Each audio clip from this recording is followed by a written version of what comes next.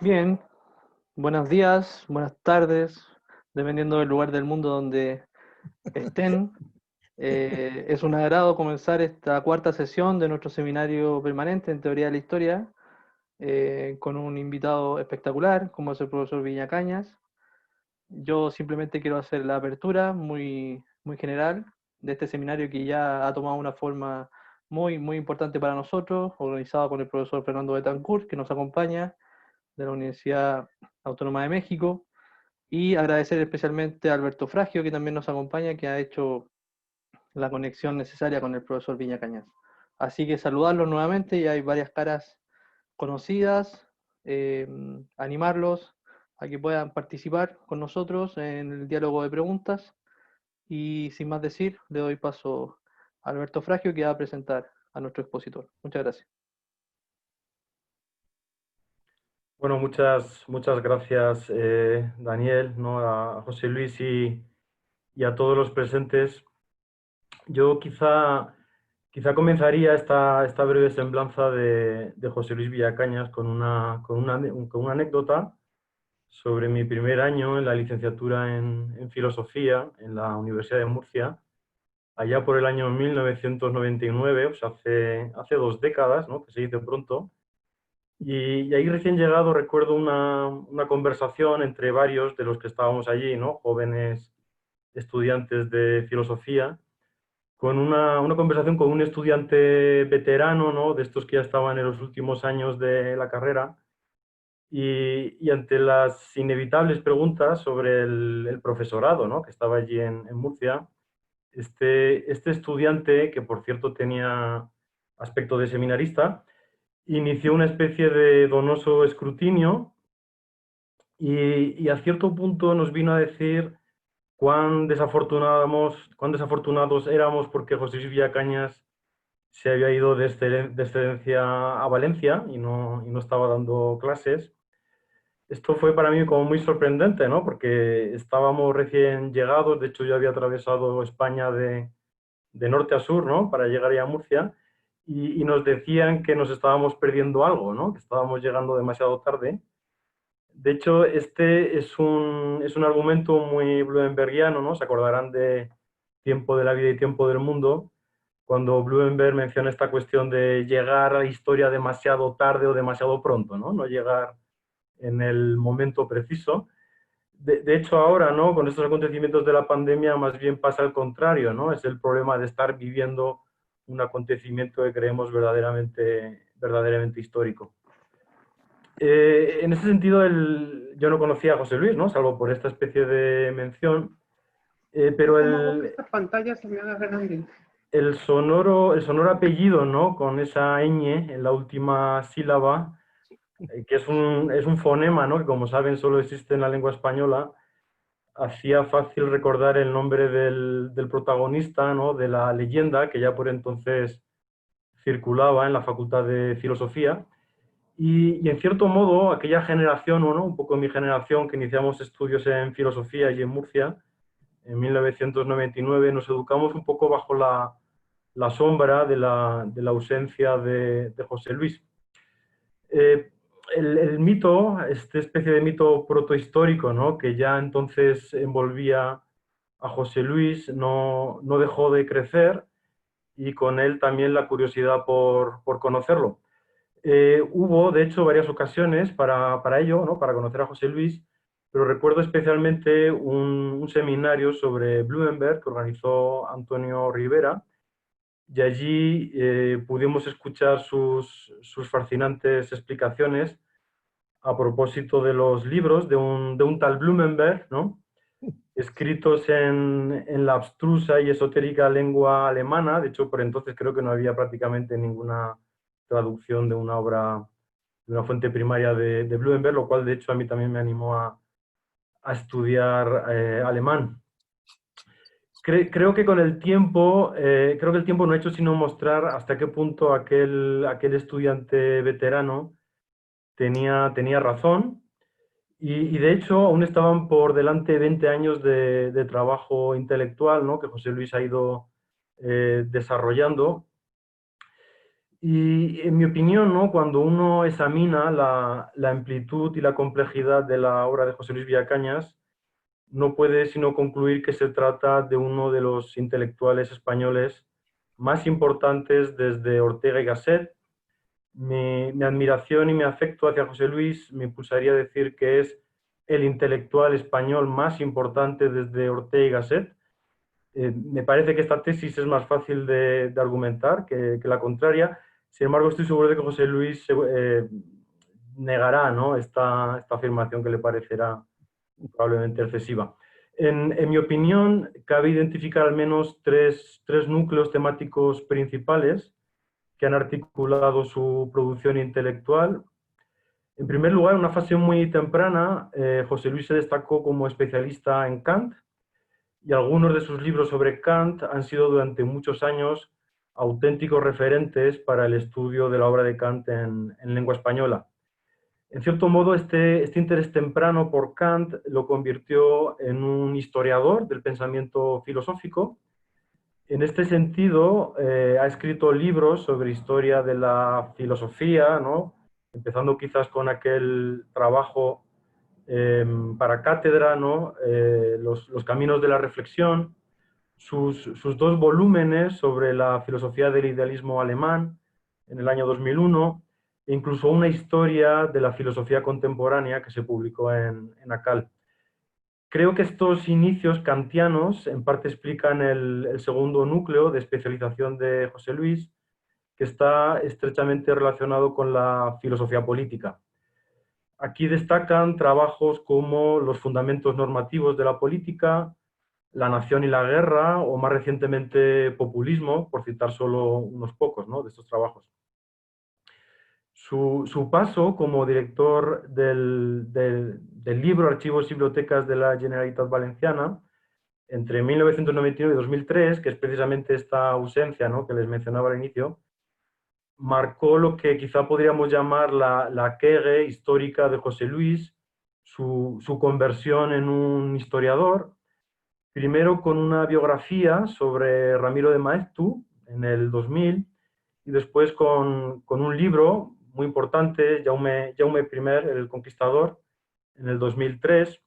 Son dos libros que tuvieron un éxito considerable, tanto de crítica como de público, diríamos, y que marcan el inicio de su serie prodigiosa, ¿no? de estudios sobre la historia de España, en la que se viene ocupando desde hace ya muchos años. La dimensión filosófica, política y ética de su trabajo de historiador se ha puesto de relieve en al menos dos aspectos fundamentales, ¿no? que quisiera destacar. En primer lugar, en la crítica de las formas imperiales, incluyendo desde luego la forma imperial hispana, y en segundo lugar, en una notable sensibilidad hacia la herencia cultural del protestantismo y del judaísmo, ¿no? De hecho, acaba de publicar el segundo volumen, ¿no? de Imperio, Reforma y Modernidad.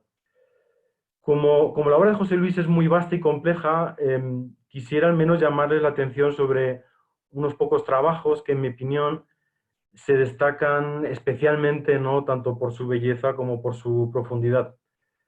En este sentido mencionaría un texto, en realidad es un capítulo del libro, que lleva por título La gloria de Tiziano, ¿no? que se recogió en su volumen ¿Qué imperio?, en el 2007, y que luego fue reeditado, ¿no? con las imágenes, con los cuadros de Tiziano, en la monografía colectiva Iconografía e Historia di Concetti, que se publicó en Palermo en el 2008. Este artículo es una verdadera joya, les animo a que lo busquen. El texto, el artículo Freud sobre Fausto, Sustituciones de la Omnipotencia, del 2007, es también, creo yo, una lectura obligada, junto con su pequeño ensayo Freud lee el Quijote. La tercera recomendación, ¿no? que les haría con mucho entusiasmo es el libro Teología Política Imperial, del 2017, que representa una auténtica cima en la articulación entre historia, filosofía política y religión, donde José Luis tomó partido por Max Weber y la tesis de la secularización, en detrimento, creo yo, ¿no? Esto quizá no lo explique luego en detrimento respecto a la obra de Blumenberg. En este libro, José Luis trazó una genealogía de la división de poderes, ¿no? De esta noción política de la división de poderes, a partir de la escisión entre la deificatio de los emperadores romanos, que es una suerte de estrategia de legitimación simbólica del poder concentrado. Frente a ello, proponía el surgimiento de las comunidades cristianas de salvación, con ese momento culmen que viene representado sobre todo por San Agustín, ¿no? Por la Civitas Dei y la ciudad de los hombres. Bueno, finalmente, y ya concluyo, no puedo dejar de mencionar sus artículos sobre Blumenberg, que sirven de precedente para su ponencia de hoy. En particular, quisiera destacar al menos 3 artículos.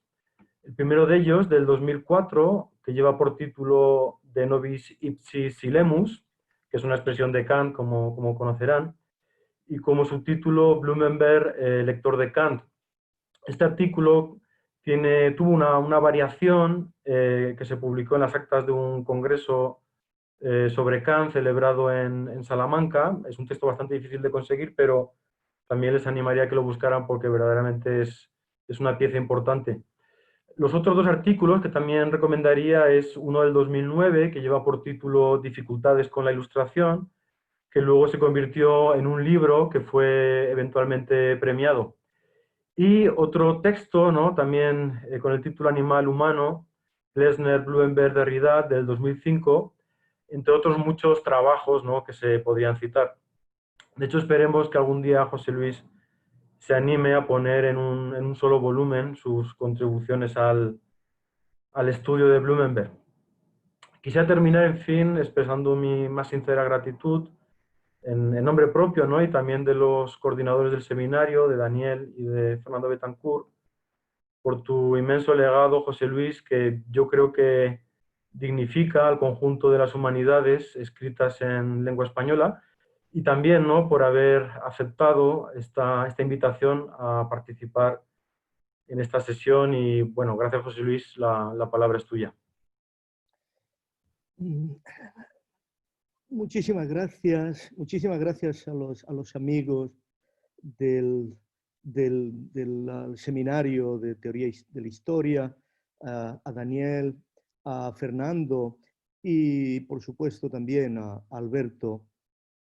Me resulta muy difícil volver a una concentración después de lo abrumado que me siento por las palabras que comentaba Alberto, y que por supuesto son fruto de la amistad y posiblemente de la distancia, ¿no? Del prestigio de la distancia que dijo alguien, y que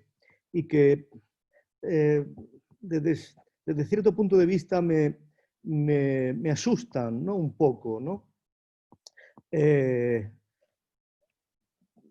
Pero que procuraré olvidar de la manera más radical para poder atenerme a lo que interesa hoy. Sé que España es un país que tiene escaso el don del reconocimiento, ¿no? Y desde ese punto de vista, cuando uno se encuentra con un paisano generoso, queda impresionado como por un milagro, ¿no? Pero la vida es dura, sigue siendo dura y llama e invita al trabajo. Yo quisiera iluminar un poco, ¿no? el texto que envié al seminario y quisiera partir de la confesión de mi interés intelectual, ¿no? Por supuesto, en relación con el texto que presenté, puedo hacer énfasis en un doble interés, ¿no? Por una parte, verdaderamente, y son dos intereses inseparables, ¿no? Esto me interesa dejarlo muy claro. Por una parte, estoy muy interesado en la historia intelectual del siglo XX, y aquí mi inspiración blumenbergiana es radical, ¿no?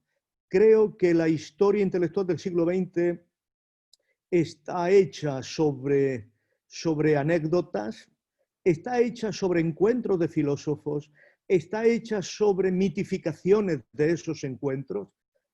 Nada más blumenbergiano que la anécdota que ha contado Alberto, y en la que se identifica algo, ¿no?, relativamente importante en la vida de los filósofos, y que solamente cito porque en realidad yo estoy ausente de esa escena. Pero en cierto modo, la historia intelectual del siglo XX no se puede hacer sin un conocimiento muy preciso de la biografía de determinadas personalidades intelectuales, ¿no? En este sentido me interesaba ciertamente las relaciones desde el punto de vista de la historia intelectual de lo que de Canguilhem con Foucault, ¿no? Y en cierto modo estas dos relaciones intelectuales me son especialmente importantes porque desde cierto punto de vista la figura de Foucault es una figura mundial, obviamente, no así Canguilhem, es una figura mundial en cuyo respecto de la cual los posicionamientos de los intelectuales, historiadores, filósofos, etcétera, actuales es completamente decisivo y fundamental, ¿no? En cierto modo, podemos decir que mi visión de Foucault, que ya he manifestado en algunos trabajos, está íntimamente relacionada con un hecho, y es que él carece de una teoría de la vida. Verdaderamente, esta carencia de los estudios de Foucault le hace posiblemente un autor de intuiciones geniales, pero no todas ellas completamente compatibles. Y aunque él ha usado y ha aprovechado estas fisuras en su propia teoría de un modo extraordinariamente productivo, la recepción no puede pasarlas por alto, ¿no? Ahora, cualquiera bien informado sabe que esta cuestión de disponer de una teoría de la vida, y disponer de una teoría de la vida, en cierto modo, que esté en condiciones de mostrar la diferencia con la vida humana, es extraordinariamente relevante para la filosofía del siglo XX, piénsese en la Italian Theory o piénsese en otro tipo más humilde de tradiciones, como es la propia tradición vitalista orteguiana española. Pero resulta, a mi modo de ver, evidente que desde el punto de vista filosófico, la teoría de la vida ha ordenado, ha estructurado buena parte de la reflexión sobre la reflexión contemporánea, y lo sigue haciendo.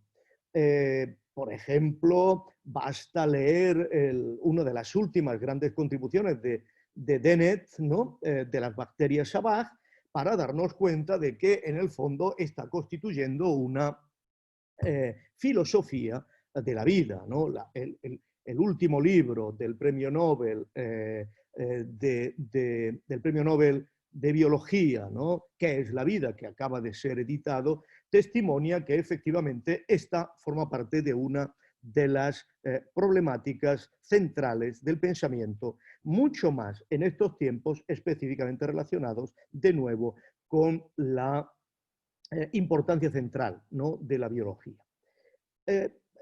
Sin embargo, mi interés en esto es estrictamente filosófico, y es estrictamente filosófico porque en último extremo mi aproximación a esta cuestión de la vida es efectivamente, está muy determinada efectivamente por Blumenberg, ¿no? Ahora, para mí, Blumenberg en estos momentos no es tanto una fuente primaria, como decía Alberto en su presentación, sino que posiblemente sea el taller más extraordinario de intuiciones y de herramientas para seguir pensando, ¿no? Y una de mis aspiraciones ha sido conectar, en cierto modo, a Blumenberg con Koselleck, mostrando la manera en que, a partir de una fenomenología de la vida humana, estábamos en condiciones de ofrecer las bases estructurales de lo que Koselleck llama la histórica, ¿no? Por supuesto que Blumenberg no quiere hacer esto, pero si lo entendemos de una manera suficientemente libre y lo complementamos suficientemente con autores que están en su línea y de los que él mismo ha desplegado sus propias posiciones, como por ejemplo Helmut Plessner, Poder y naturaleza humana podría ser el texto fundamental de Plessner en este sentido, nos damos cuenta de que efectivamente sí que existe una clarísima convergencia que está alentada por la secreta conversación con Carl Schmitt, sí que existe una tremenda convergencia entre la proyección intelectual de este pensamiento alrededor de la vida con la fundamentación de la historia, que a fin de cuentas es lo que quiere hacer Koselleck en su histórica. Por supuesto, no soy el primero que ha considerado a Koselleck en relación con Foucault, ¿no? Sabemos, hay algunos libros muy importantes en relación con esto. Y podemos decir que en el fondo ambos tienen una estrategia que está caracterizada fundamentalmente por la cuestión de la semántica histórica y que justamente por eso está íntimamente relacionada con la problemática de los regímenes aletúrgicos, de los regímenes de producción de verdad, ¿no? Y en ambos, por supuesto, esos regímenes de producción de verdad son regímenes antagónicos, son regímenes políticos, son regímenes de lucha, porque son específicamente conceptos que a su vez son índices, esto es, generan fragmentos de verdad, enunciaciones de verdad, pero al mismo tiempo son factores, esto es, son procesos de intervención específicamente práctica, ¿no? Bueno, esto en cierto modo podemos decir que caracteriza el contexto de mis intereses. Disculpar un segundo.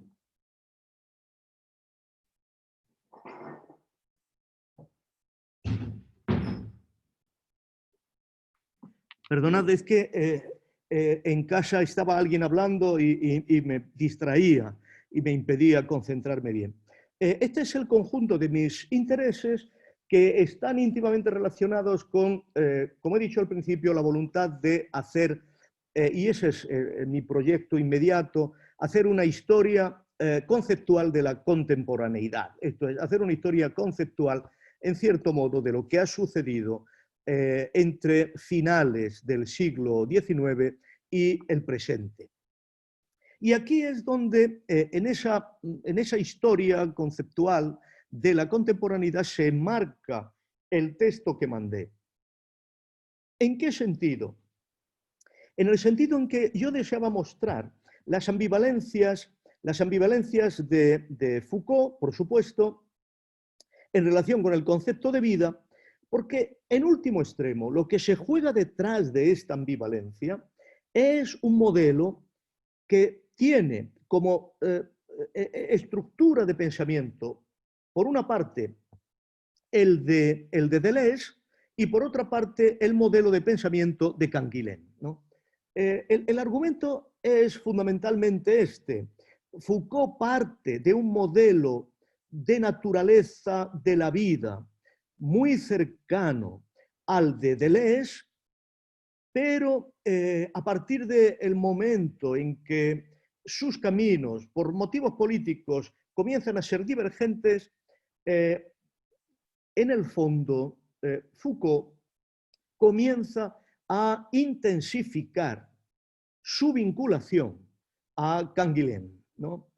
Una vinculación que había estado desde siempre, pero que en el fondo pertenece a una generación anterior y pertenece a una mirada filosófica sobre la vida completamente distinta a la de Deleuze, ¿no?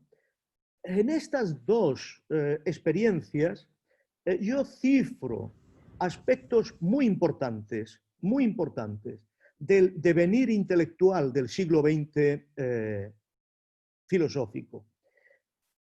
Porque consiste esencialmente en que para Deleuze, en modo alguno, es relevante el concepto de anomalía. Su teoría de la vida, su teoría de la naturaleza, su teoría de la producción permanente de diferencias, que está mucho más inspirada, por supuesto, en la construcción teórica de la diferencia ontológica propia de Heidegger, no asume, no acepta el concepto de anomalía como tal. Podemos decir que la physis para Deleuze es tan inagotable en su estructura productiva de diferencias que cualquier pretensión de diferenciar adicionalmente en lo que puede ser anomalía y normalizado es completamente estéril. De ahí la impugnación nietzscheanamente fundada de cualquier tipo de consideración como irreversible de la historia evolutiva, de la vida. Y de ahí, citando expresamente a Nietzsche, la posibilidad de imaginar o de pensar o de producir o de intensificar la posibilidad de cuerpos sin órganos o de otro tipo de construcciones vitales que no estén caracterizadas por las estructuras mínimas de la vida, como dentro, fuera, como cuerpo y psiquismo, como cuerpo y mente. Esto es, sin todos los dualismos que en el fondo son los dualismos que permiten la caracterización de un orden, ¿no? En el caso de Kosellev sabemos, ¿no?, que todos esos dualismos, dentro, fuera, ellos, nosotros, vivos, muertos, amigos, enemigos, los que mandan y los que obedecen, todas estas dimensiones dualistas son las que generan una estructura narrativa plural, pero producen orden en la temporalidad, ¿no? Bueno, esta es la gran posición de Deleuze en el postestructuralismo, ¿no? Y, por supuesto, eso es lo que hizo al joven Foucault orientarse con otros estímulos, naturalmente, Weinwenger, etc., pero orientarse hacia una destrucción interna del estructuralismo. Interpretar el delirio, interpretar la locura, eliminando la legitimación o la legitimidad de las diferencias, eliminando la legitimación del concepto de enfermedad, eliminando la legitimación del concepto de clínica, etcétera, etcétera.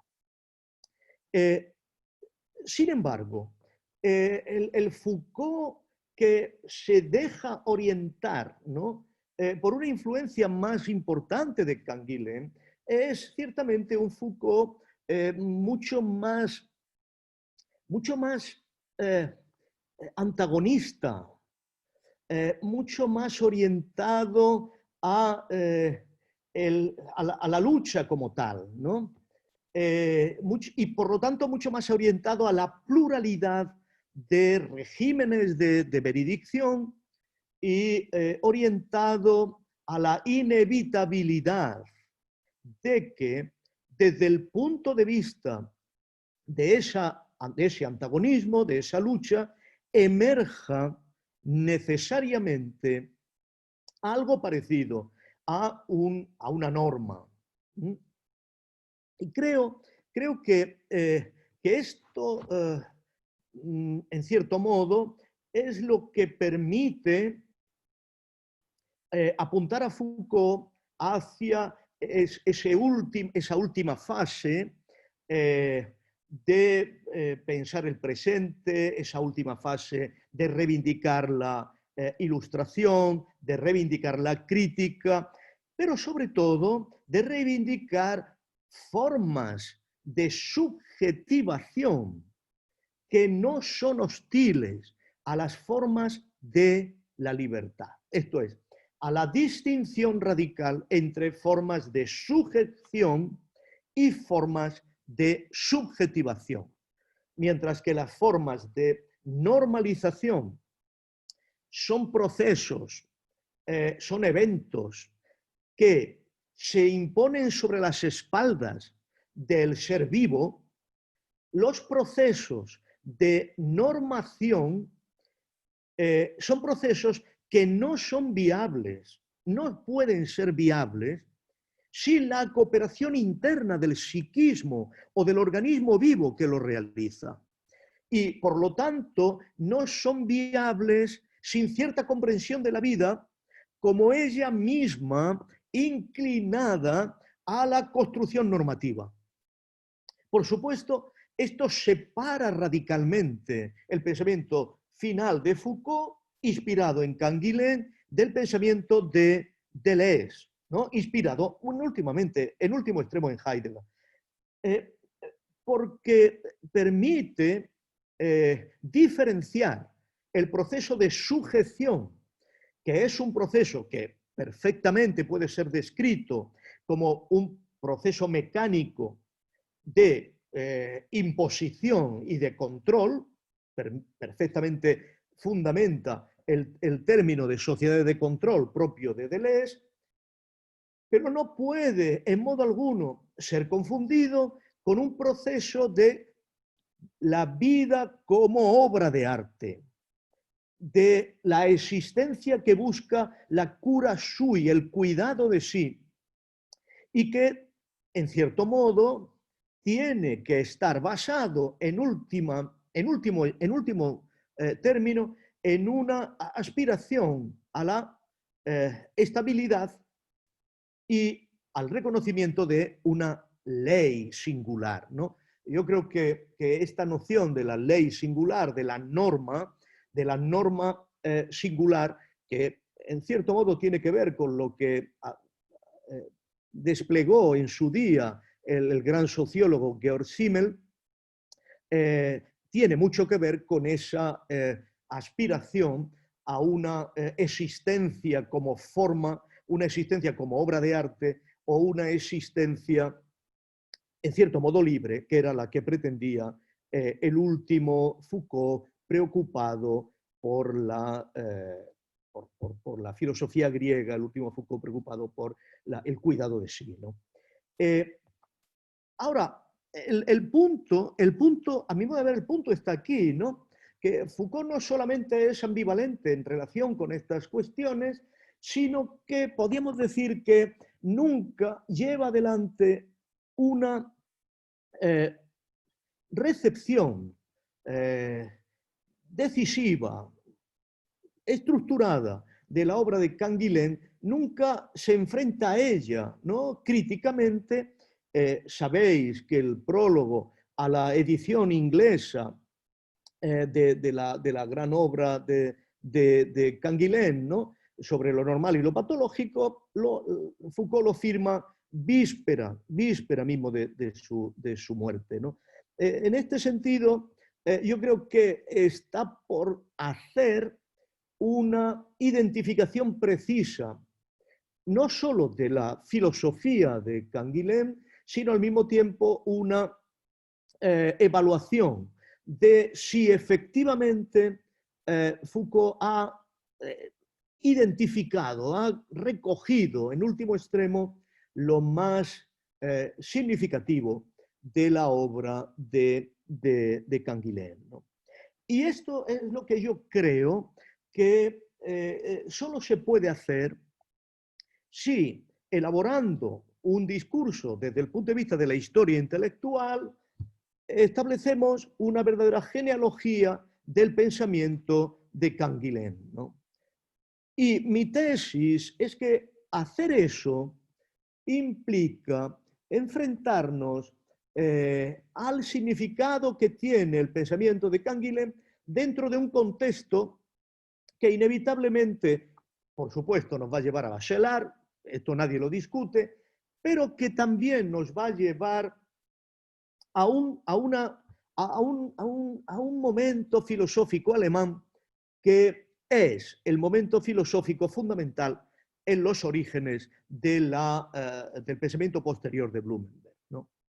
Y esto para mí es especialmente importante porque nos muestra las raíces del pensamiento de Canguilhem de la recepción del pensamiento alemán de los años 30-40.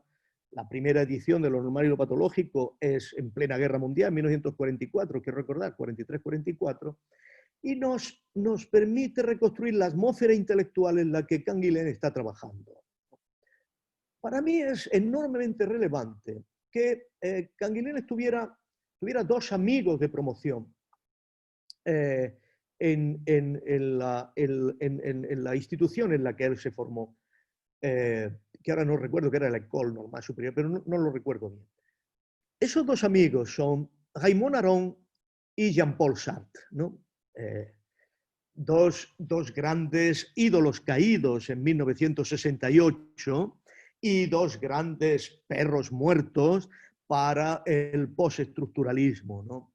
Pero Canguilhem no puede separarse del pensamiento que está en ese momento funcionando en Alemania. Basta recordar que cuando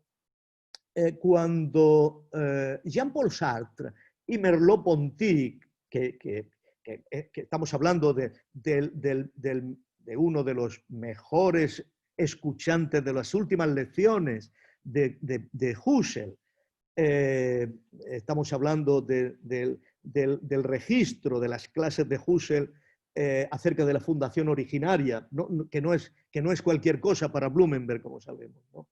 Cuando Sartre y Merleau-Ponty deciden hacer la biblioteca de pensamiento filosófico, el tercer libro que mandan traducir es un libro decisivo, que no sé si lo debéis verlo en estos momentos, que es el libro de Kurt Goldstein, de Aufbau des Organismus. Por supuesto, la reflexión de Goldstein es extremadamente interesante, compleja y difícil en estos momentos de abordar, pero era un libro de los años 33, 34, inmediatamente después de la emergencia del nazismo, y es el tercero que traduce esta generación, y es el libro que está, en cierto modo, inspirando toda la teoría de Canguilhem. Este libro no se podría haber escrito, en mi opinión, sin el libro de Plessner, los grados, es igual, los grados Stufen de Organischen, los niveles de lo orgánico, que también, como saben ustedes, pues forma parte de una filosofía de la biología y de una filosofía de la vida. Plessner está en el origen de muchas de las reflexiones de Blumenberg, y creo que está, en cierto modo, en la trastienda de este libro de Goldstein, al menos por espíritu, y creo que está íntimamente vinculado a la problemática central de Canguilhem y de la teoría de la vida. porque toda su aspiración era, en cierto modo, antideleciana, como es obvio, a saber, mostrar que la evolución tiene, como diría Dennett, una especie de diseño inteligente, aunque con un relojero ciego, que permite que los antecedentes evolutivos operen en cada ser que se pone en juego en relación con la vida, ¿no? Esta estructura, que yo le llamo, por contraponerla a la estructura de Heidegger, el Da-Leben de la vida, ¿no? El ser humano no es un Dasein, sino un Da-Leben, es muy importante porque nos exige, en cierto modo, el establecimiento, la reflexión sobre la diferencia ser humano-animal, ¿no? Que es una de las cosas que procuro abordar en ese escrito que ha mencionado Fragio en su presentación, haciendo pie ahí en este asunto que a mí me parece central, en el último libro editado por Derrida, el animal que soy, sigo siendo, y que tiene como conclusión final que en la medida en que pensemos bien la diferencia entre el ser humano y el animal, estaremos en condiciones de desmontar la diferencia ontológica heideggeriana, ¿no? Por lo tanto, como ven ustedes, intento construir un argumento que tenga cierta relevancia respecto del pensamiento del siglo XX. La clave fundamental de Goldstein, naturalmente, que asume Canguilhem, era que tenemos que entender la prioridad de la enfermedad sobre la salud. Esto es, que lo que realmente nos indica la forma en que la vida se ejerce es mediante las maneras en las que la vida enfrenta la enfermedad, ¿no? Por eso, la clave de todo el pensamiento acerca de la vida de Canguilhem viene establecido en una norma muy básica, que es que la inteligencia de la anomalía es justo el motivo por el que la biología se distancia de la mecánica. Esto es, que en la mecánica tenemos procesos, sucesos, que tenemos que estar en condiciones de explicar acerca de cómo es que algo ha pasado, pero que en la biología ya estamos en condiciones de introducir la noción de anomalía, que en la vida natural de la acción y reacción mecánica no tiene en absoluto ningún sentido. La noción de anomalía es lo que nos permite, en terminología de Dennett, pasar de las preguntas ¿cómo es que sucedió? A la pregunta ¿para qué? ¿No?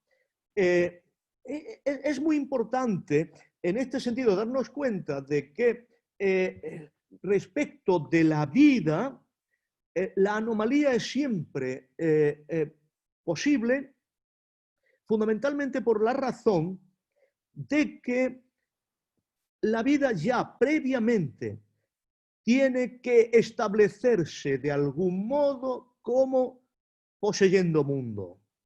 Y aquí es donde yo creo que cualquier aproximación razonable con la voluntad de forjar criterios específicos en la obra de Canguilhem tiene que pasar fundamentalmente por Blumenberg.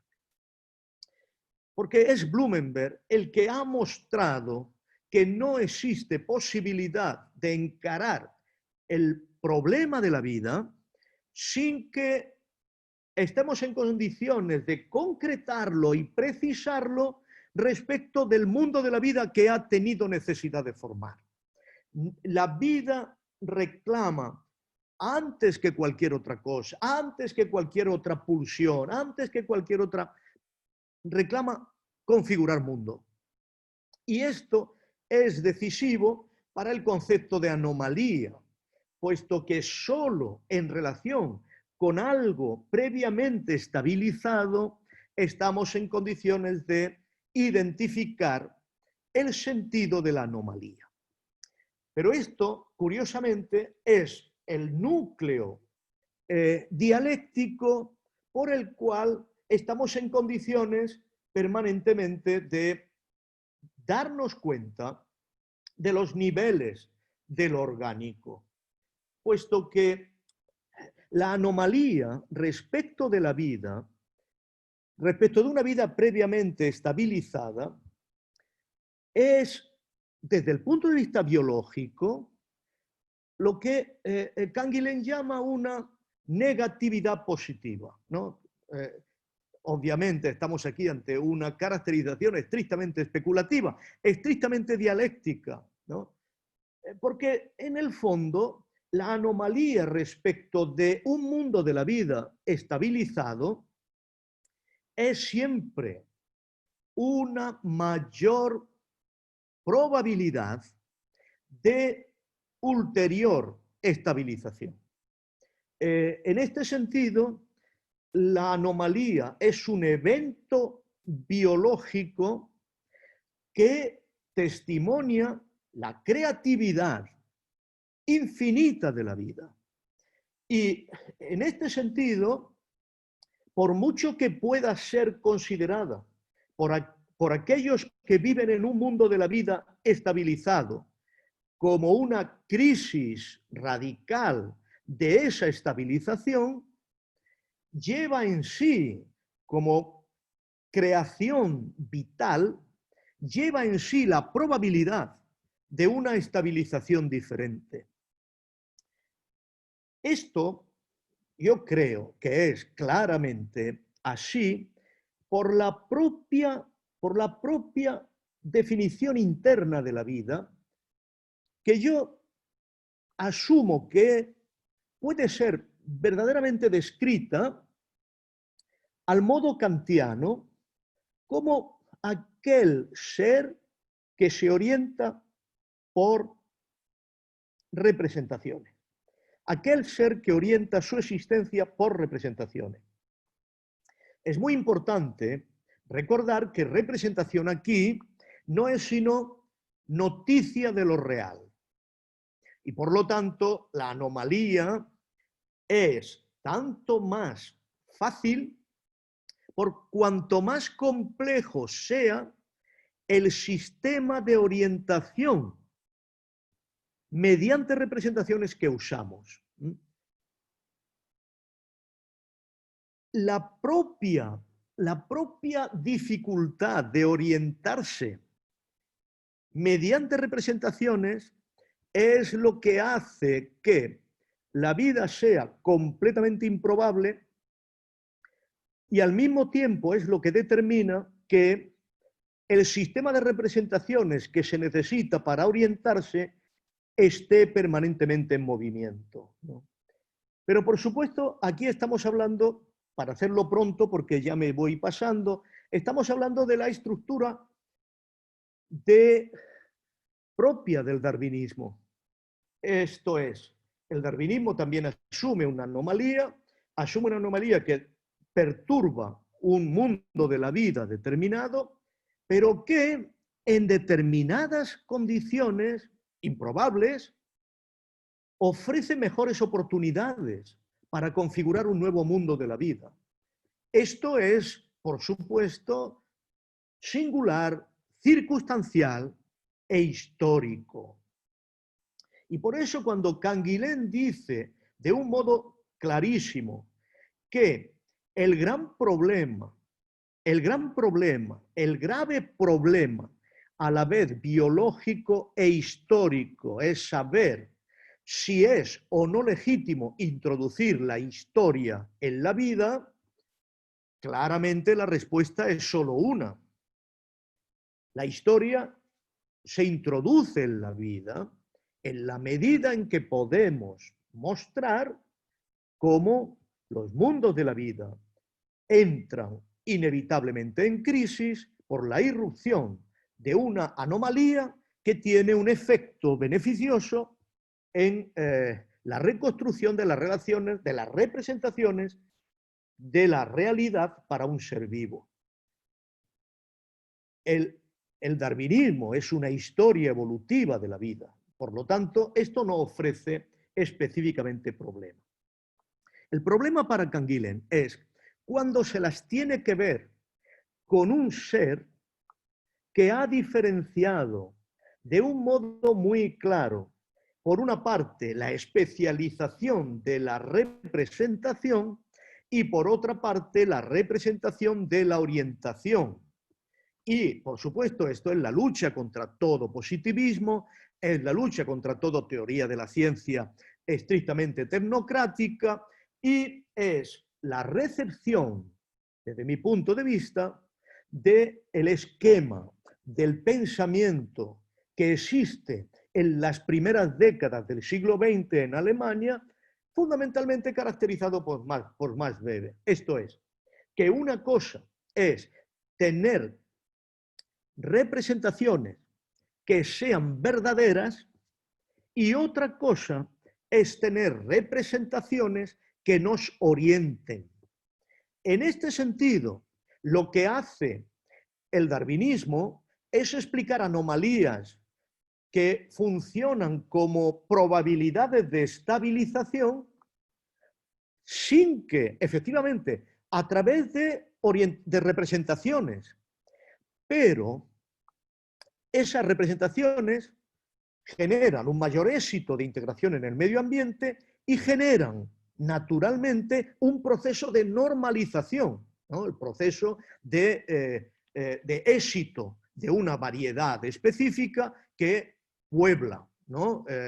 Con más eficacia que otras en determinado contexto. Pero el proceso de normalización específicamente biológico no está orientado de forma consciente, esto es, está orientado por representaciones, pero no está orientado por representaciones conscientes de su verdad. Podemos decir que el proceso biológico evolutivo de la selección natural se realiza activamente por representaciones, pero el ser vivo no tiene un régimen de verdad. Esto es, sus representaciones no son percepciones. Y justo porque no tiene conciencia explícita de la probabilidad de que sus representaciones sean erróneas, no está en condiciones de establecer régimen de verdad respecto de ellas, ¿no? La paradoja de este tipo de percepciones o este tipo de experiencias es que solamente pueden surgir cuando somos conscientes de que las representaciones no son infalibles y por lo tanto el régimen, la producción de regímenes de verdad es la mostración, el efecto de la conciencia de la posibilidad de error que tienen. Y es esto, la posibilidad de error de nuestras representaciones, lo que hace que tengamos que elaborar métodos, ¿no? Blumenberg es claro, métodos tipificados de establecimiento de la verdad, que al ser consciente de su propia posibilidad de falsedad, nos hacen que nos especialicemos en el proceso de orientación. Y que no sea automático, que no esté estabilizado en el mundo de la vida entre la producción de un régimen de verdad y la producción de un régimen de orientación.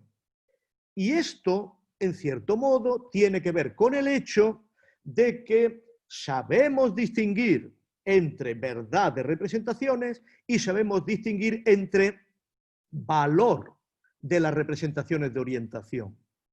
Pero esto, en cierto modo, es el esquema básico del pensamiento weberiano. La ciencia como vocación, la política como vocación y la imposibilidad de establecer deducciones, imposiciones, coacciones desde ella. Y por lo tanto, el reconocimiento de que en la fisura, en el abismo entre representaciones de verdad y representaciones de valor, ciertamente tenemos que incorporar inestabilidad, inseguridad, riesgo, prevención, en fin, toda una serie de elementos que en Blumenberg están muy bien explicados.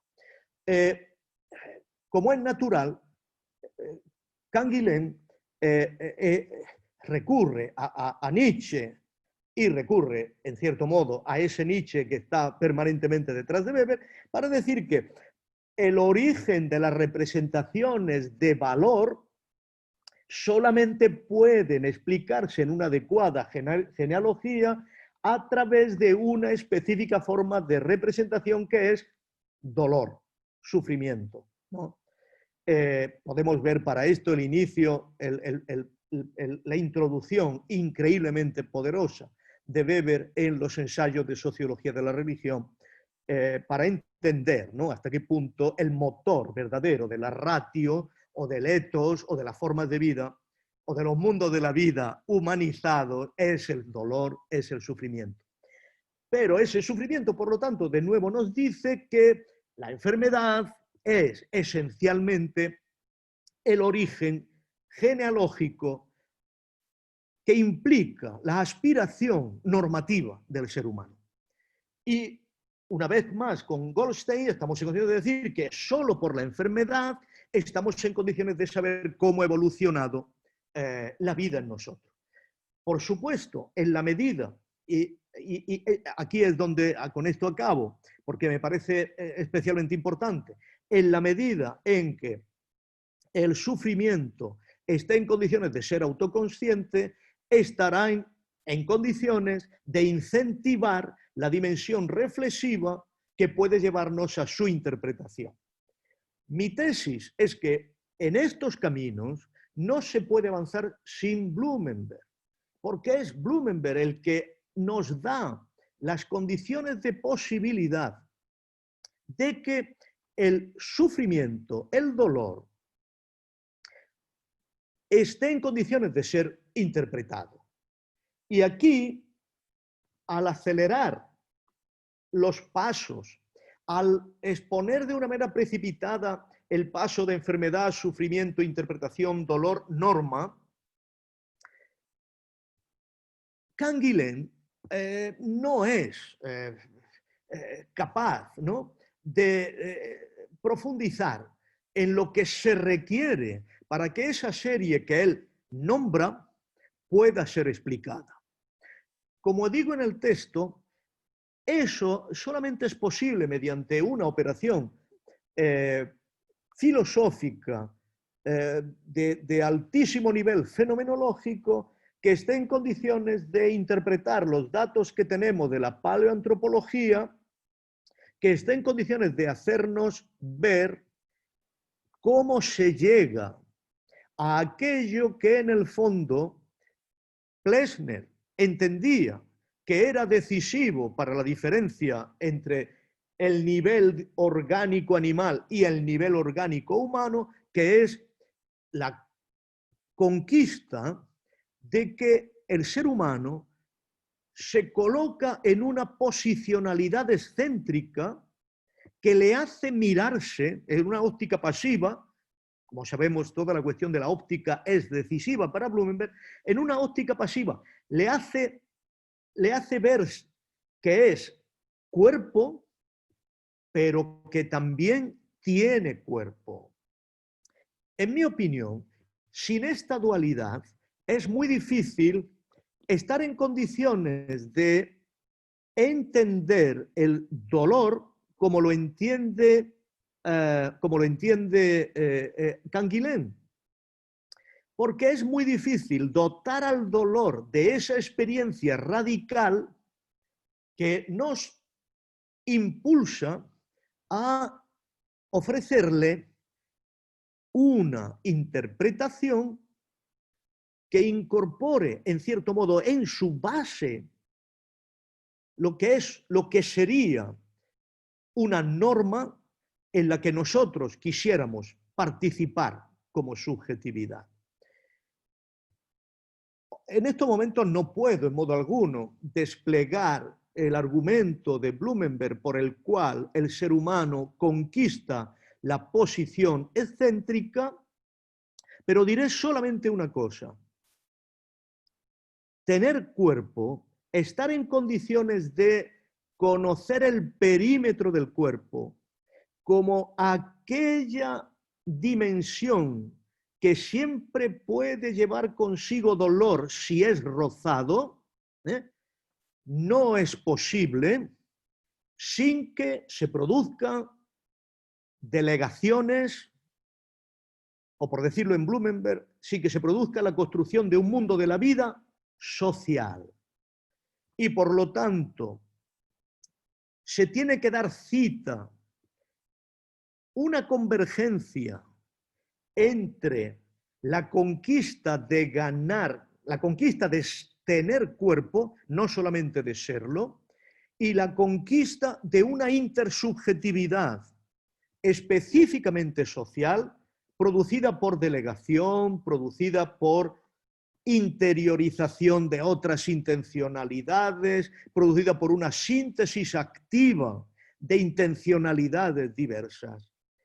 Y por lo tanto, el dispositivo de sufrimiento solamente puede ser interpretado en la medida en que medie la estructura de mundo de la vida social, que toma nota de las habilitaciones e inhabilitaciones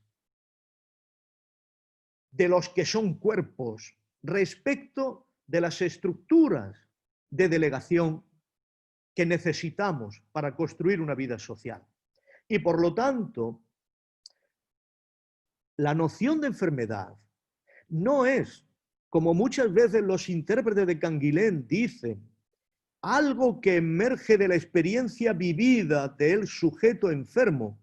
Por supuesto que también, pero tenemos que darnos cuenta que esta experiencia vivida del sujeto que se sabe enfermo tiene estructuras sociales inequívocas, inevitables.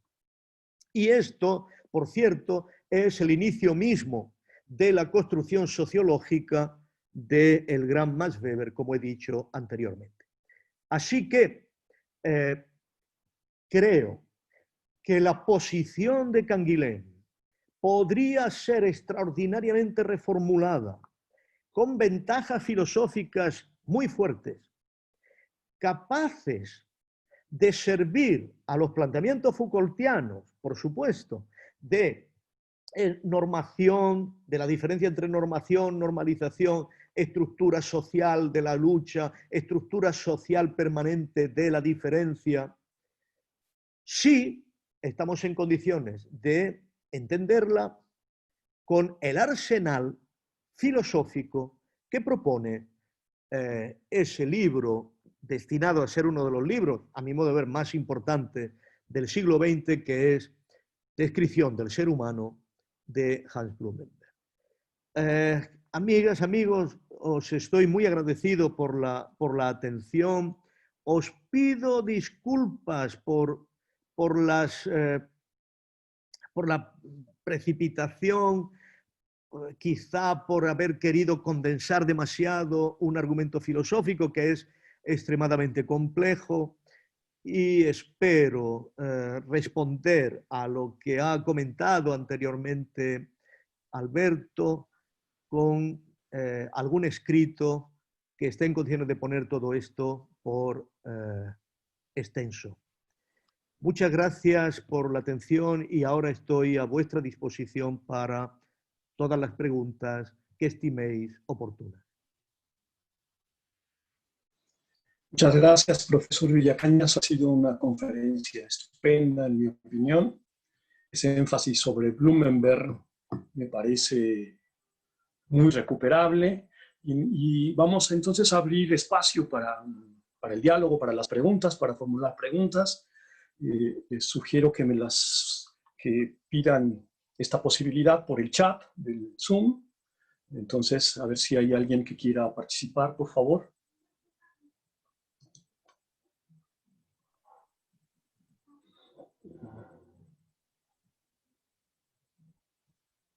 Luis Arturo, ¿estás por ahí? Luis Arturo Torres. Aquí estoy, Fernando. Adelante.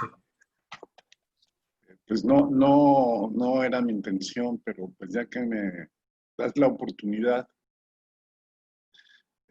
quisiera comentar con el doctor Villicaña una serie de conceptos que él plantea y que ligan directamente a Blumenberg con Nietzsche.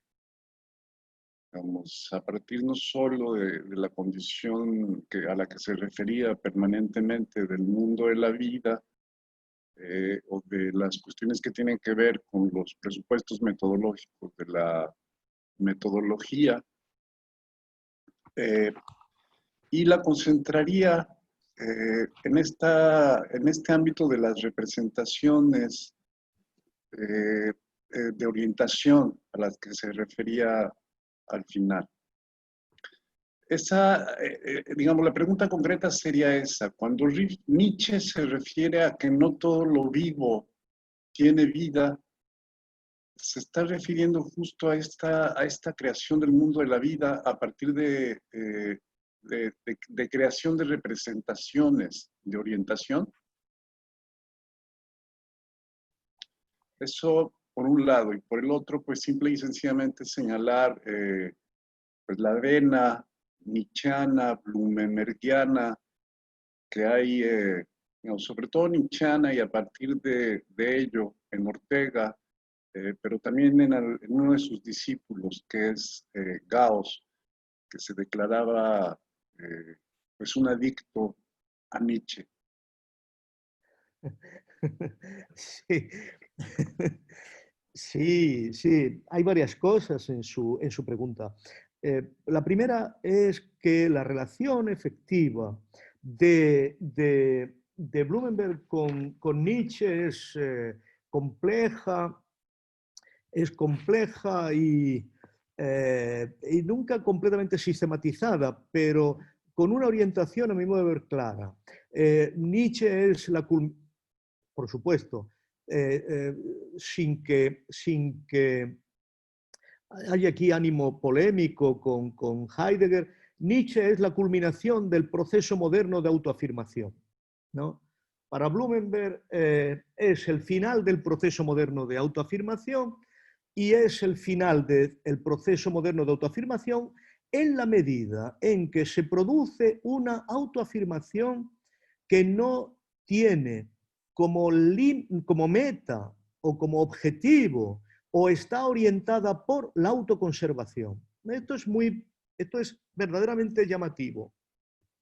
Por supuesto, como usted sabe, para Blumenberg, lo propio de la modernidad es la autoafirmación. Pero podemos considerar que la autoafirmación no es sino una intensificación de la autoconservación y brota de la propia autoconservación. Esa autoafirmación puede hacerse de muchas maneras. Y yo creo, sinceramente, que el hombre moderno es el hombre que se autoafirma bajo la mediación. Por eso me ha interesado el protestantismo, bajo la mediación de la gracia. Esto es, no es una autoafirmación inmediata, sino una autoafirmación mediada por la comprensión de la recepción del espíritu. Pero, en cierto modo, es autoafirmación, puesto que ese espíritu, en la nueva reinterpretación de Pablo, acaba produciendo dinamis, potencia, ¿no?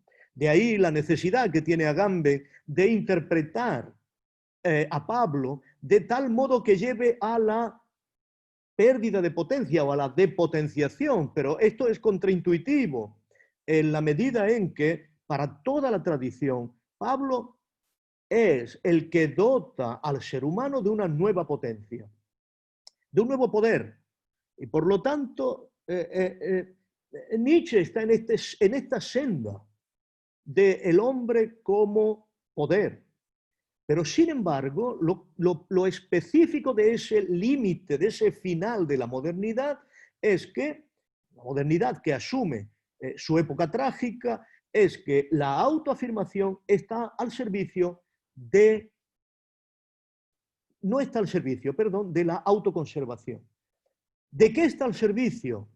De una orientación por intensificación, por una intensificación de la energía psíquica. Y esto se debe fundamentalmente a que Nietzsche no puede soportar la idea de que la estructura viva y sobre todo la estructura de instintos, ¿no?, que es lo que hay por debajo de la vida y que no es vida, no toda vida es vida, pero en el fondo, en la base misma de la vida, lo que hay es una estructura de pulsiones, de instintos completamente impersonales. No puede aceptar que esos impulsos, instintos, estén sometidos a la segunda ley de la termodinámica. Esto es, estén sometidos a la muerte térmica o estén sometidos a la producción de entropía, ¿no? Y por eso asume que debe dirigirse ese instinto a la producción de una intensificación que no lleve a la muerte por muerte térmica, sino que lleve a la muerte justamente por exceso de vida. Esta mirada está íntimamente relacionada con lo que estamos explicando. Está relacionada con el hecho de que Nietzsche se niega a asumir a Darwin, la teoría evolutiva de Darwin. Esto es, que en el fondo la vida esté caracterizada por una pulsión de normalización, de producción de rebaño, de generación de poblaciones de masa media, ¿no? Y en esta clarísima hostilidad a Darwin, Nietzsche tiene que proponer otra meta a la pulsión vital que no sea la producción de rebaños masificados, ¿no? Blumenberg es enormemente consciente de esta cuestión y por eso, en cierto modo, tiene que lograr deshacerse de la meta del callejón sin salida donde Nietzsche ha llevado a la reflexión filosófica y tiene que reivindicar la noción de autoconservación como esencial a la vida. Y por lo tanto tiene que explicar la cuestión de la intensificación como una anomalía de la propia racionalidad. Esto es, Nietzsche sería, lejos de ser el gran vitalista, sería el gran racionalista, puesto que lo que está es produciendo una intensificación sobre la base de argumentos racionales. Argumentos racionales que todos tienen una estructura, la estructura de la prevención. Esto es, la estructura de no esperar a que el otro nos dé muerte. El otro puede ser el enemigo, pero puede ser la omnipotencia de la realidad o puede ser la ley de la entropía. Pero toda intensificación tiene dimensión preventiva. Y Nietzsche lo que hace es convertirse en un gran previsor, ¿no? Respecto del final de la muerte, con la finalidad obvia de superarla, ¿no? Porque considera que si nos entregamos a la mayor intensificación de la energía psíquica, estaremos en condiciones de producir un eterno retorno. Y el eterno retorno es la anulación radical de la teoría de la entropía. Esto es la anulación radical de que la energía se degrada según se transforma. Por eso Nietzsche no asume nunca el concepto de irreversibilidad y por eso está obligado inevitablemente a proponer la inversión de los valores. Pero no hay nada más relevante respecto del pensamiento de la fenomenología de la historia de Blumenberg que la noción de irreversibilidad. la irreversibilidad es el camino necesario,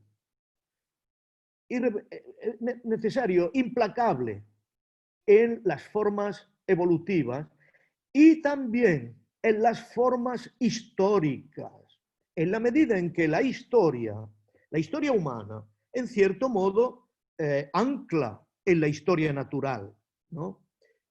En ambos casos, las formas de los mundos de la vida destruidos, a partir de innovaciones desde el punto de vista de la representación y de la orientación, generan irreversibilidades, ¿no? La forma en que construimos mundos de la vida a partir de la revolución copernicana como nueva orientación del ser humano en el cosmos es irreversible respecto de Ptolomeo, ¿no? Y esto, en el fondo, es lo que hace que todo el pensamiento contemporáneo se niegue, contemporáneo desde Heidegger, quiero decir, los malos, nieguen la relevancia de la historia. Y nieguen la relevancia de la historia porque puede decir, no, la historia es reversible, la historia de la metafísica, podemos volver a la física. La historia del sujeto, no, podemos volver al conjunto de instintos desconectados. No, la vida no es irreversible. Y por eso la historia tiene sentido. Por supuesto, queda la última parte, que es la de Gauss y Nietzsche. Claro, una de las claves fundamentales de Ortega es Nietzsche. Esto lo sabemos por lo que le dijo Ortega a Ramiro de Maeztu, que fue su maestro en Nietzsche, ¿no? La época, decía Ortega, me alegro recordar cuando compartimos la época calenturienta de Nietzsche. No, la palabra no es calenturienta, ahora estoy cubriendo un lapso de memoria, pero era algo parecido a tórrida, la época tórrida de nuestro nietzscheanismo, ¿no? Sí, yo creo que esto es así, ¿no? Pero al mismo tiempo, sí, pero no estoy seguro que la forma en que lo entiende Gauss y Ortega sea la misma.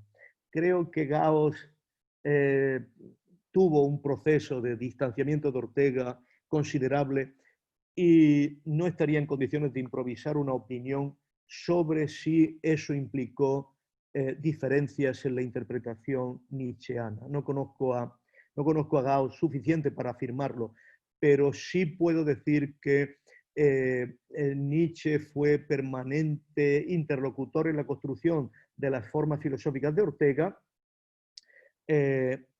y que en cierto modo compartía con toda claridad, aunque de forma bastante más domesticada, la necesidad de intensificación de la vida.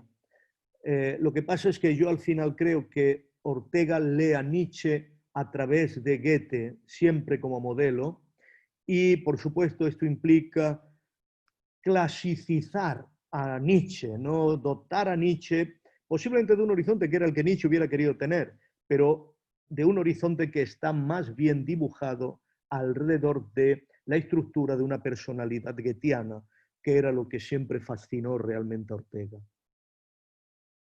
Gracias por sus preguntas. Muchas gracias. Doctor, muchas gracias. Permíteme nada más, Fernando, agradecerle al doctor por habernos compartido sus palabras y el mundo de la vida que tú y Daniel han abierto en esta ocasión para que yo lo pudiera conocer. Muchas gracias. Gracias. Muchas gracias, Luis. Va a continuación Alfonso Mendiola, por favor. Alfonso, adelante. Bienvenido.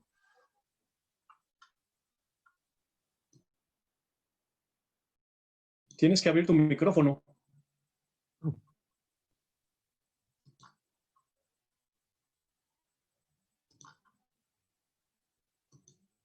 ¿No lo podemos abrir directamente, Daniel? Bueno, ¿se escucha? Ah, está ya. Allá. Primero, gracias, Fernando, por este seminario que has venido organizando y uno entiende todo el trabajo que implica. Luego, pues un gusto escuchar a José Luis. Saludos desde México, Gracias, desde Alfonso. el confinamiento y el encierro. Infinito. Infinito, infinito, no acaba, pasan meses y meses Sí. y esto no termina. No termina, no termina.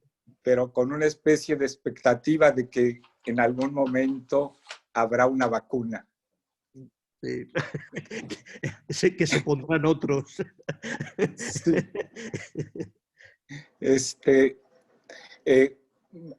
Es siempre un gusto escucharte y es siempre un placer ver Gracias, Alfonso. una exposición llena de argumentación, llena de distinciones, y toda distinción lo que ayuda es a que las cuestiones sean profundas y serias.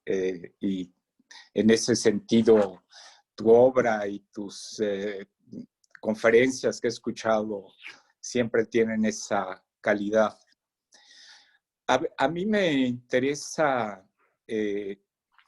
esta vinculación que haces entre la historia y la vida, entre Canguilhem y la recepción que pueda hacer Foucault de esa historia de la vida. Y me parece relevante la distinción entre representación y orientación, entre conocimiento, verdad y orientación como construcción de normatividad, de normas, orientación como formación de valores, y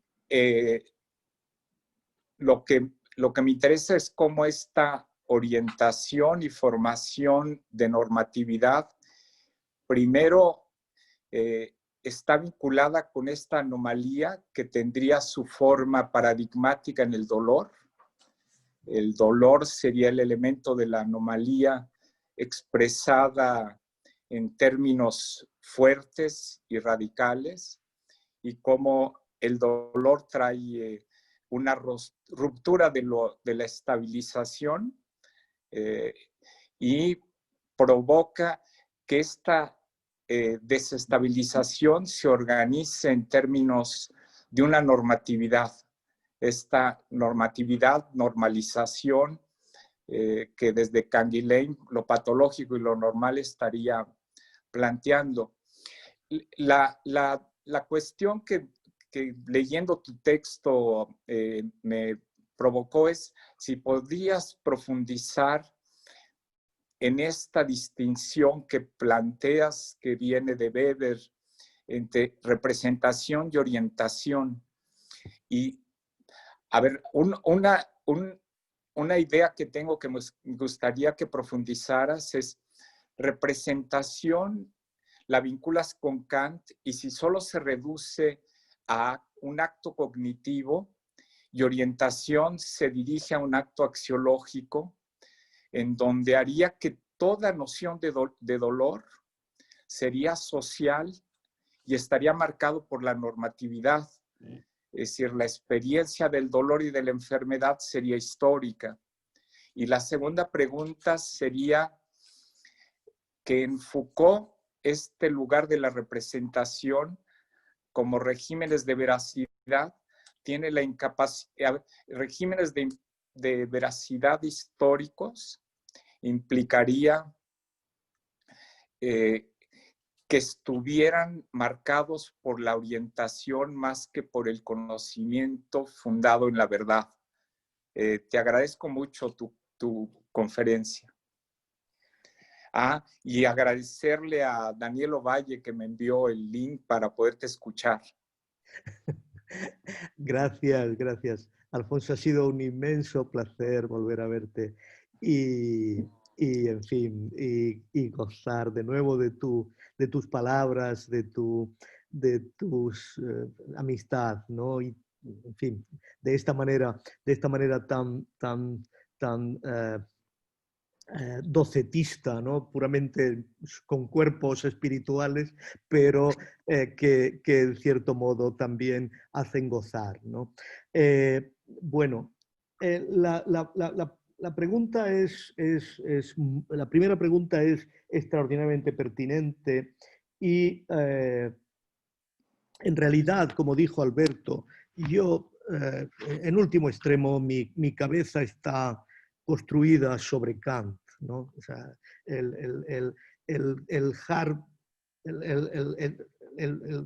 hardware, el núcleo duro está construido sobre Kant y efectivamente la noción de representación es decisiva, es estrictamente kantiana, pero podemos decir que el modo de pasar de representación a orientación es enormemente complejo, ¿no?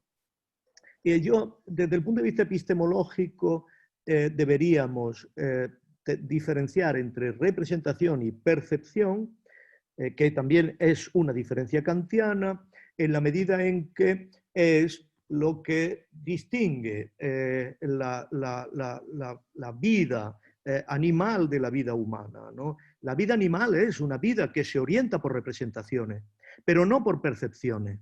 Esto es, no por percepciones de las que somos conscientes, ¿no? Es la diferencia entre una ameba, ¿no? Que identifica un medio salino y huye o se mueve hacia afuera, de una ameba que identifica un medio ácido y se dirige, supongo que será al revés, pero se dirige a él, ¿no?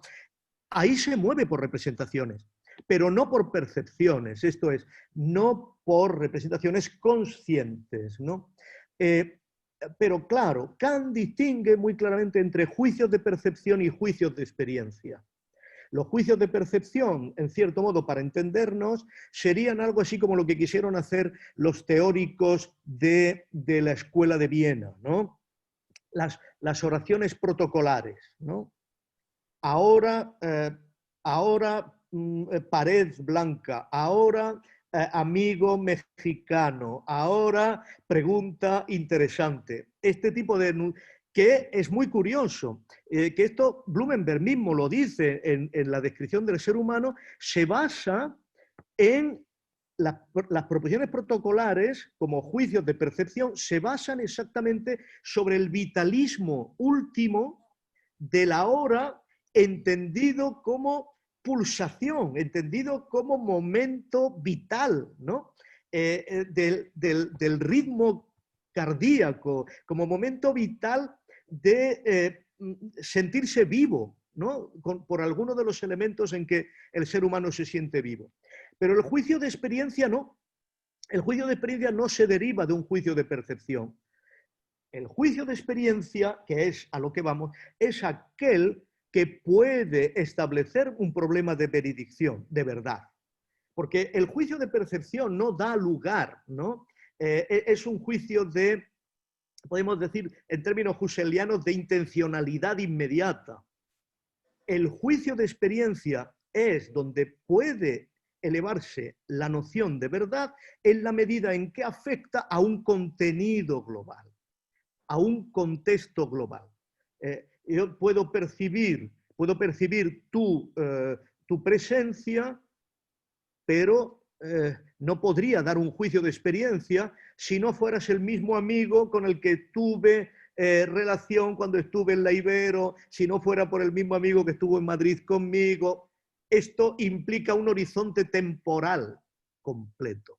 Y ese horizonte es la cuestión decisiva para la noción de orientación. No hay orientación sin experiencia. Esto es Koselleck, ya. Solo porque tenemos un contexto que estamos en condiciones de generar como un espacio de experiencia que trasciende la percepción inmediata, estamos en condiciones de generar expectativa. Ahora bien, el problema es que el horizonte,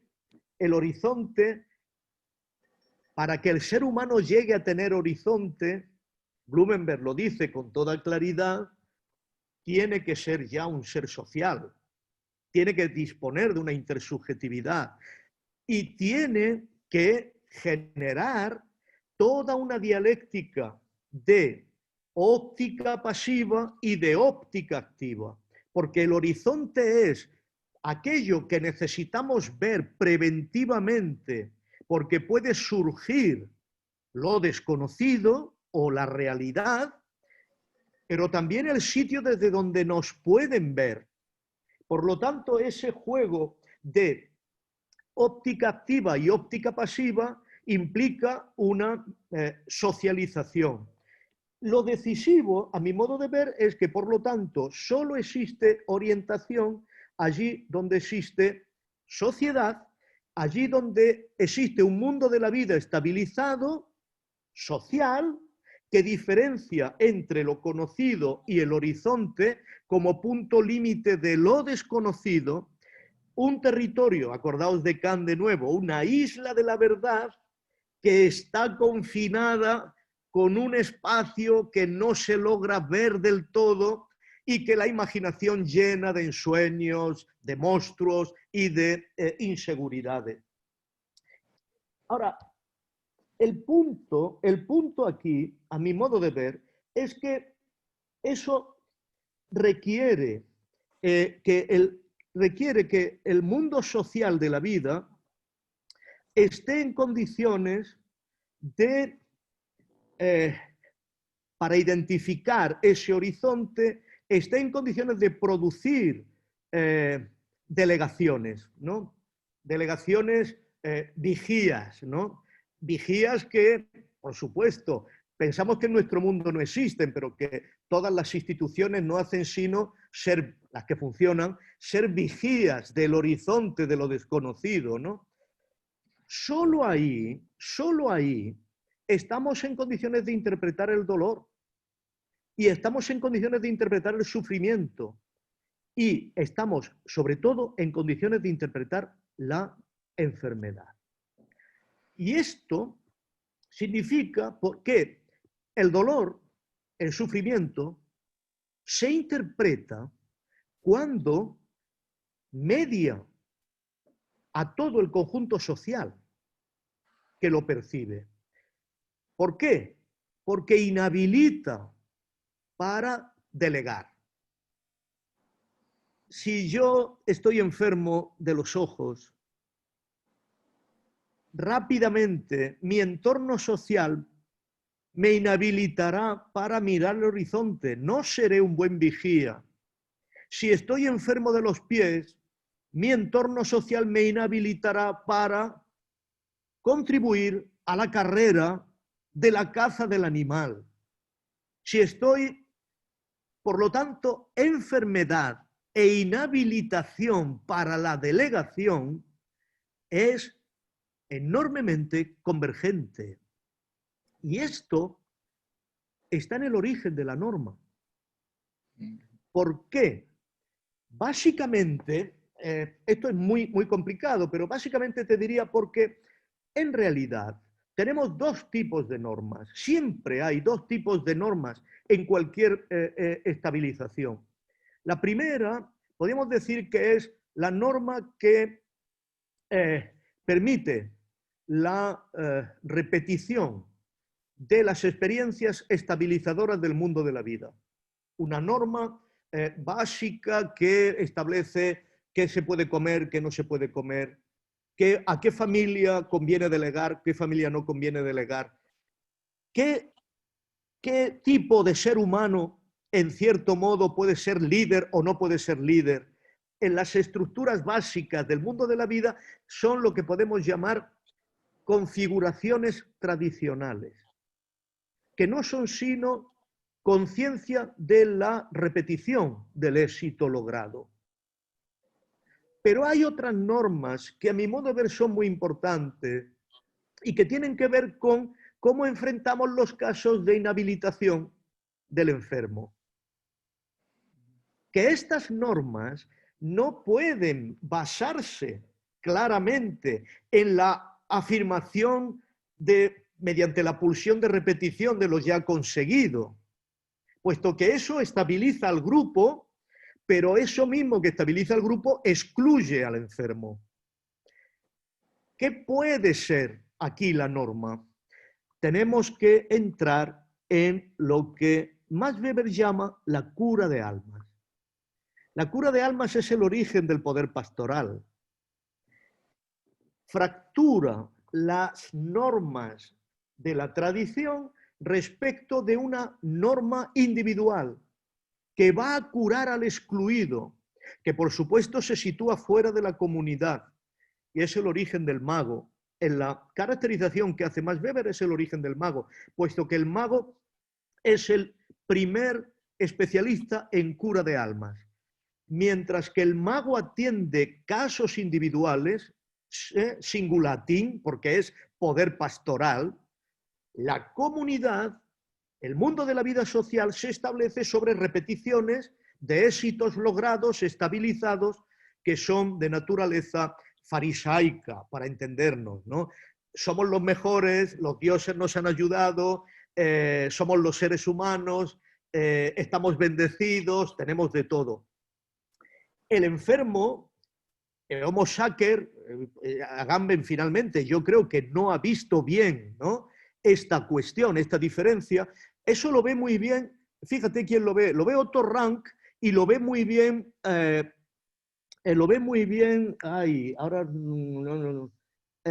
Caillois, Roger Caillois, en El hombre y lo divino, porque ve la diferencia entre lo que es el mito de la casa, el mito del hogar, y el mito del aventurero, el mito del que sale de la casa y se expone a todos los peligros, el hombre solo, ¿no?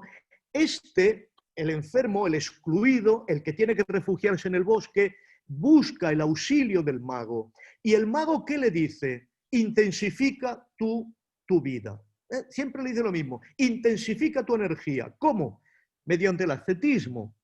Mediante el ascetismo, el sueño, la ingesta de drogas, todo el taller del mago para rehabilitar al enfermo de tal manera que pueda presentarse de nuevo a la comunidad y ser objeto de delegación, ¿no? Esta estructura mínima, yo creo que antropológicamente basada, descrita por Weber, nos muestra de una manera muy clara el motor evolutivo de la enfermedad, el motor evolutivo del sufrimiento, porque nos muestra la búsqueda de otras comunidades de salvación específicas, pastorales, donde es el ser humano singular el que es objeto de la cura, ¿no? Y creo que se puede, es intuitivo, podemos decir, no se puede demostrar, pero es, como dice Blumenberg, este tipo de hipótesis para la que no tenemos nada mejor, ¿no? Ahora, en respecto de la segunda cuestión, es importante porque el hecho de que la veracidad nunca implique, como a veces suele creer Foucault, por sí misma, estructuras de poder, a veces digo que lo creen, otras veces no lo cree, porque a ver, ¿dónde está? En uno de los últimos cursos que se han publicado, claramente se da cuenta de que nunca una estructura de veredicción fundamenta por sí mismo un poder, ¿no? Pero en ese clivage entre la capacidad de veredicción de régimen aletúrgico y la posición de poder, siempre se necesita la lucha política. Y por eso Koselleck tiene razón. No hay ningún concepto que sea meramente índice, que refleje la realidad. Todos los conceptos, para poder ser eficaces, requieren su dimensión de factor. Y esto implica entrar en una lucha política, estar apoyados por un poder, estar sostenidos por una legitimidad y, por lo tanto, su carácter polémico. Ningún yo creo que la diferencia fundamental aquí es que Foucault cree que cualquier régimen de veredicción requiere, para poder ser obstaculizado, otro régimen de veredicción. Y lo que dice Koselleck es que cualquier régimen de veredicción es tan ambiguo, necesita el complemento del factor, del valor, del interés, todo el mundo weberiano, que inevitablemente generará polémica interna. No necesitamos, para garantizar la lucha, no necesitamos regímenes de veredicción diferentes, sino ineludiblemente interpretar de manera diferente las ambigüedades de todo régimen de veredicción y los necesarios complementos de su estructura práctica, ¿no? Por eso me interesa Gramsci, ¿no? Porque Gramsci sí que ve de un modo claro que en el fondo la primacía de la práctica sigue connotando de un modo clarísimo los regímenes de representación veritativa, ¿no? Y ambos son completamente indiscernibles, pero nunca automatizados. Y a veces Foucault peca como si estuvieran automatizados. Gracias en todo caso, Alfonso, por las preguntas. No, muchas gracias a ti, José Luis. Muchas gracias, Alfonso. Muchas gracias, profesor Villacañas. Pasaremos ahora a la pregunta pareciera inevitable, de Alberto Fragio. Por favor, Alberto. Adelante. Había una palabra tomada de Gerardo, ¿no? ¿O no es así, Fernando? Se la voy a leer después. Bueno, hay un pasaje de Teoría de la Inconceptuabilidad, de este libro póstumo de Blumenberg, en el que hace referencia a la cuestión de la trampa, ¿no? De poner trampas en esta especie de escena del proceso de hominización, y lo dice en términos del triunfo del concepto, ¿no? Porque poner una trampa exige justamente esta capacidad reflexiva de proyectar hacia el futuro y eventualmente de que caiga la presa, ¿no? Como esta especie de éxito cognitivo o de éxito en la representación. Pero al mismo tiempo, una de las tesis centrales, ¿no? De Blumenberg es esta noción de absolutismo de la realidad.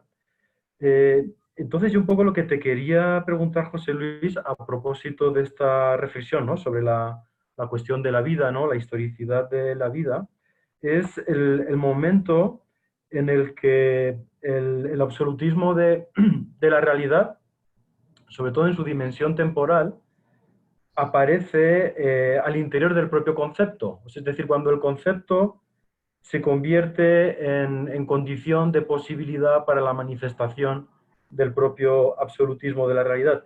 De manera más concreta, estaba pensando precisamente en estos trabajos de Darwin, ¿no? Y de la propia historia natural de la vida, donde se muestra la trascendencia del tiempo, la historia de la vida como una historia de continuidad material sobre las especies, y en ese sentido, la propia conceptualización de la historia de la vida permite una apertura a la trascendencia del tiempo, ¿no? Es el famoso tiempo profundo, ¿no? De las ciencias biológicas y sobre todo de la geología. Entonces yo no sé si aparece aquí una especie de tensión en esta dimensión de las representaciones entre un concepto que tiene esta dimensión pragmática y que favorece la continuidad de la vida, pero también un concepto que al mismo tiempo está en condiciones de mostrar este absolutismo de la realidad y que por tanto es un concepto que a cierto punto se vuelve inoperativo o al menos genera una dimensión de trascendencia que no puede producir un carisma, ¿no? En términos weberianos. Es decir, esta visión de una temporalidad de la vida que es perfectamente inhumana no parece que esté en condiciones de generar comunidad. Bueno, simplemente era una reflexión a propósito de esto, José Luis. No, tienes toda la razón, tienes toda la razón. Yo creo desde ese punto de vista que Blumenberg y Weber están de acuerdo en más cosas de las que parece, pero están de acuerdo respecto de lo que podemos llamar el desencanto del mundo, ¿no? Creo que ambos asumen que, para bien o para mal, los carriles por los que evoluciona la vida humana son el intelectualismo, ¿no? Y este intelectualismo, por supuesto, es una bomba contra cualquier pretensión de carisma, ¿no? No hay forma de asumir el valor carismático en el sentido sustancial, fuerte, de obligación de reconocimiento de la posición genial de nadie cuando lo intelectualizamos, ¿no? En cierto modo, esto es lo que hace que Nietzsche tenga que mitificar determinadas dimensiones de la vida. Pero cuando el genio, o el pretendido genio, es un pasto de psicoanalista o de psiquiatra y se intelectualiza, ¿no?, en todas sus manifestaciones, por supuesto, el carisma desaparece. En cierto modo, Weber fue extraordinariamente activo en la destrucción de este carisma y toda su metodología científica tiene que ver con esto, tiene que ver con la eliminación. Ahora, por supuesto que la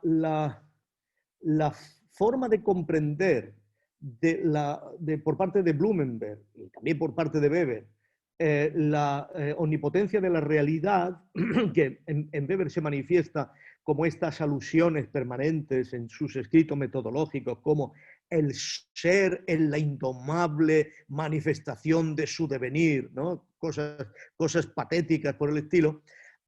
Todo esto tiene un rasgo inhumano, antiantropológico, radical. Y no se ha valorado bastante la inclinación weberiana al antiantropocentrismo, ¿no?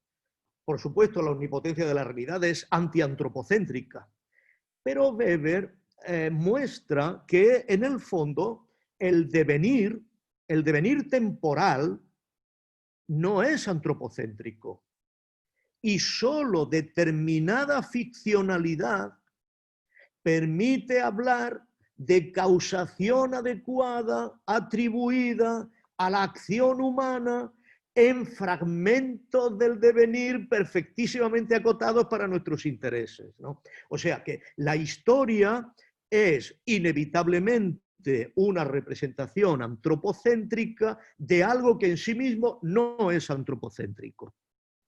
Eso que no es antropocéntrico en la historia, en la vida, es claramente la manifestación del principio de omnipotencia de la realidad, ¿no? Por eso tenemos que ser muy cautos a la hora de mostrar que la causación adecuada en la historia tiene un a priori fundamental, inexcusable, que es la fragmentación de la temporalidad, ¿no?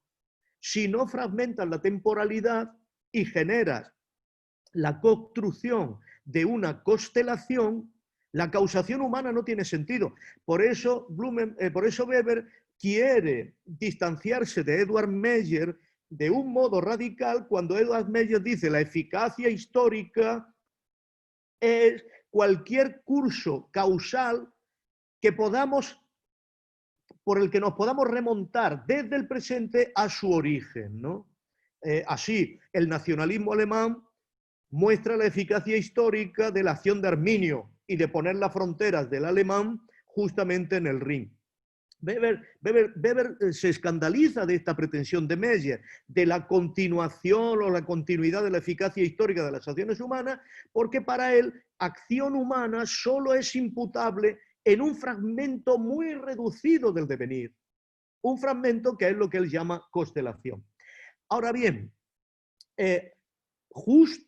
y esta dialéctica es importante y Canguilhem la pone de manifiesto.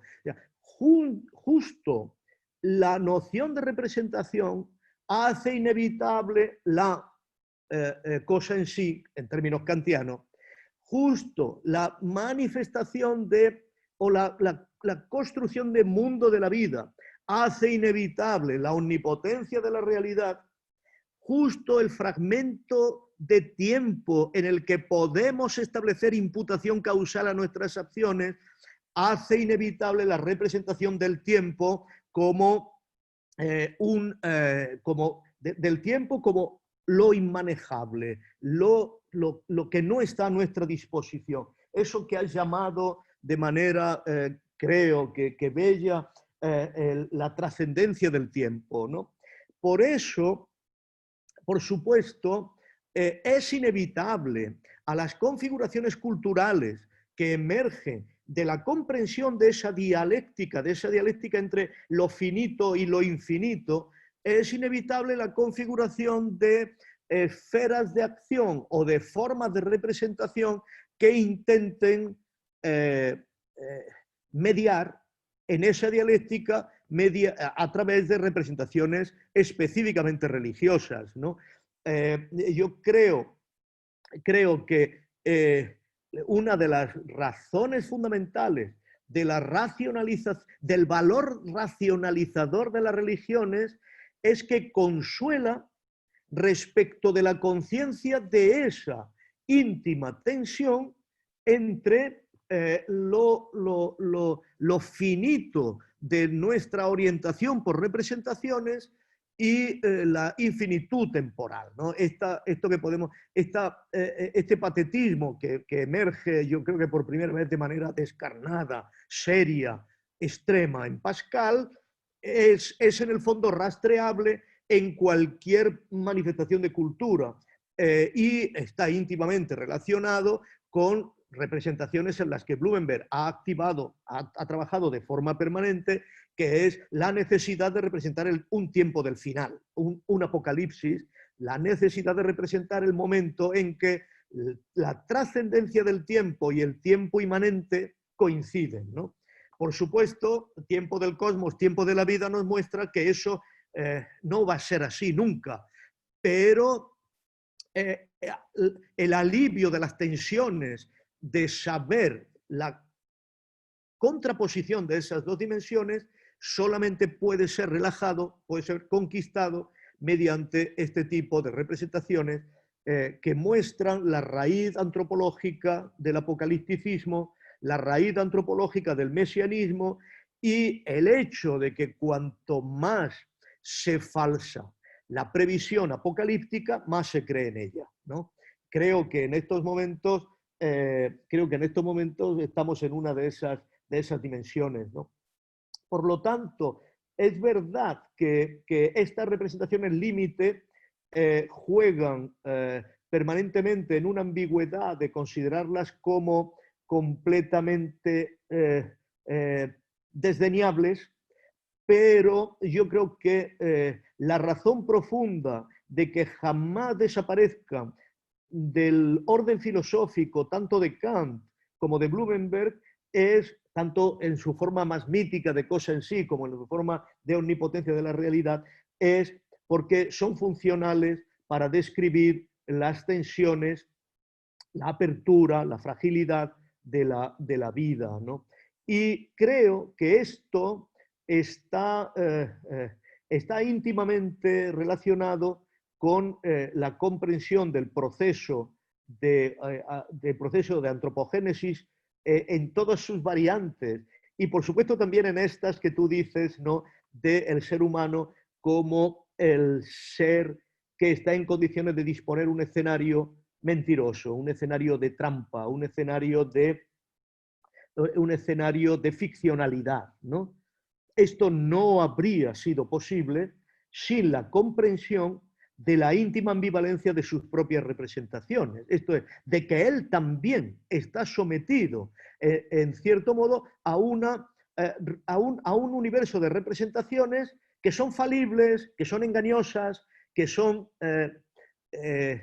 manipulables, que son, en este sentido, claro, el ser humano tiende a proyectar lo que va comprendiendo de su mundo de la vida como si el cosmos entero se pudiera someter a sus propias comprensiones antropocéntricas, ¿no? En esta capacidad de manipular, trampear, engañar, ciertamente no se produce sino Bloom lo explica así en la descripción del ser humano, esta capacidad que tiene el ser humano de identificar que solo él accede a determinados cursos de pensamientos que están más allá de la delegación. Esto es que solo él puede acceder a mentir, ¿no? Comprender la posibilidad de mentir interno al mundo de la vida estabilizado es lo que le dota de la capacidad de proyectar esa capacidad de mentir al curso mismo de las cosas en el cosmos. Gracias, Alfredo. Perdón, Alberto.